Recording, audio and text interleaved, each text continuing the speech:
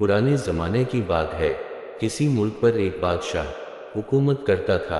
बड़ी मुरादों के बाद अल्लाह ताला ने इससे औलाद से नवाजा, मगर बदकिस्मती से इसका वो खूबसूरत और इकलौता बेटा पैदा होते ही एक अजीब बीमारी का शिकार हो गया।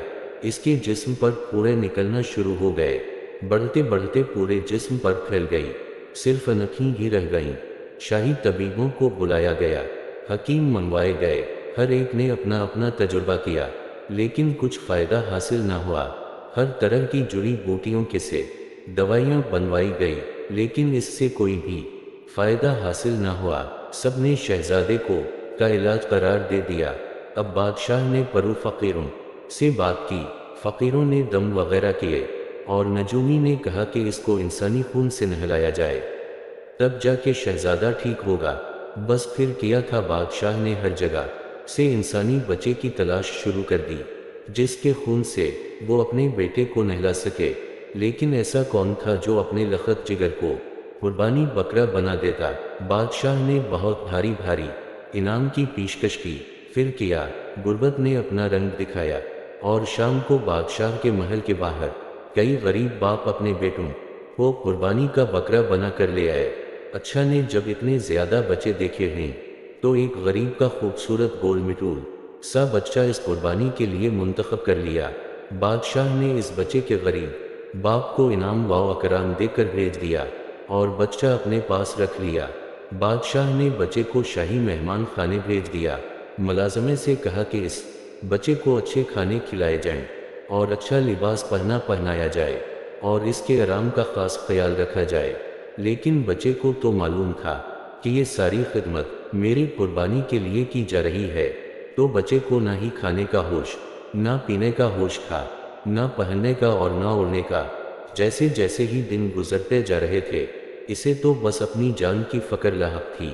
वो बच्चा जब रोज़ सुबह उठता तो महल के एक सहन में जाकर मिट्टी पर बैठ जाता और मिट्टी से दो डेरे बनाता, एक अपने वालिदैन के ढेरी बनाता और एक अपनी, फिर एक ठंडी भरता और इसे ढककर कहता, इस ढेरी का क्या फ़ायदा, मेरे वालिदैन ने तो अपने बाकी बच्चों को भूखा मरने से बचाने के लिए मुझे बादशाह के बीच दिया है, इसलिए वो मेरे किसी काम नहीं लिख सकते।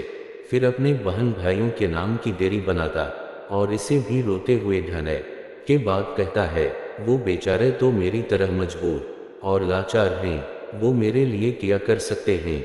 इसके बाद रिश्तेदारों के नाम की डेयरी बनाता और इसे भी ये कहकर ढा देता, अगर रिश्तेदार हमारी मदद करते तो मेरे वालिदैन मुझे बेचने पर मजबूर ना होते, इसलिए इनका भी कोई फ़ायदा नहीं।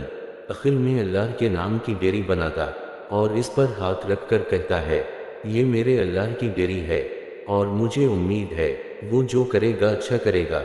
इसके साथ ही वो रोना शुरू कर देता। एक दिन वो उसी खेल में मसरूफ़ था। एक फ़कीर का वहाँ से गुज़र हुआ। इसने इस महल के अंदर झांका तो बच्चा उसी खेल में मसरूफ़ था। वो खामोशी से बच्चे का कहल देखता रहा। जब बच्चे ने अल्लाह के नाम की डेयरी पर हाथ रखकर रोना शुरू किया तो फ़कीर इसके पास गए और इसके सर पर हाथ फेरकर दिलासा देते हुआ कहा, बेटा परेशान मत हो, तुम्हारा अल्लाह की डेयरी पर हाथ है, इसलिए अल्लाह तुम्हें मायूस नहीं करेगा, अनशा अल्लाह बेहतरी होगी। मुझे सारी बात बताओ, तुम्हें क्या परेशानी है। बच्चे ने सारी बात फ़कीर को बता दी। फ़कीर ने कहा, बेटा घबराओ मत, तुम्हारा मालिक तुम्हारे साथ है। मैं इस दिन आऊँगा जिस दिन तुम्हारी कुर्बानी होगी, लेकिन तुम परेशान ना होना, इंशाअल्लाह मैं तुम्हें ज़बा नहीं होने दूंगा। ये कहकर फ़कीर वहाँ से चला गया और बच्चा महल के अंदर चला गया। आखिर कुर्बानी का दिन आगी। एक तरफ बादशाह का बेटा शहजादा था और दूसरी तरफ एक गरीब का प्यारा सा बेटा। बादशाह ने जैसे ही जल्लाद को बच्चा ज़बा करने का इशारा किया, एन उसी वक्त वो फ़कीर वहाँ आगी। बादशाह सलामत, आपका बख़त बुलंद हो, अल्लाह ताला आपको और आपकी औलाद को हर बल्ला से महफूज रखे। मेरी एक अर्ज़ सुन लें। बादशाह ने बच्चे को ज़बा करने से रोका।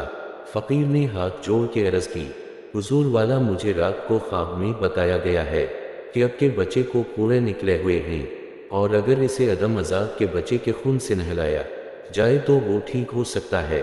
बादशाह ने फ़ौरन कहा, ہاں بابا جی، اسی لیے بچے کو ذبح کیا جا رہا ہے، اسی کے خون سے میرے بیٹے کو نہلایا جائے گا۔ اس پر فقیر بولا، جناب میری ایک بات مان لیں، اسے ذبح نہ کریں، میں اب کے بچے کا علاج کرتا ہوں۔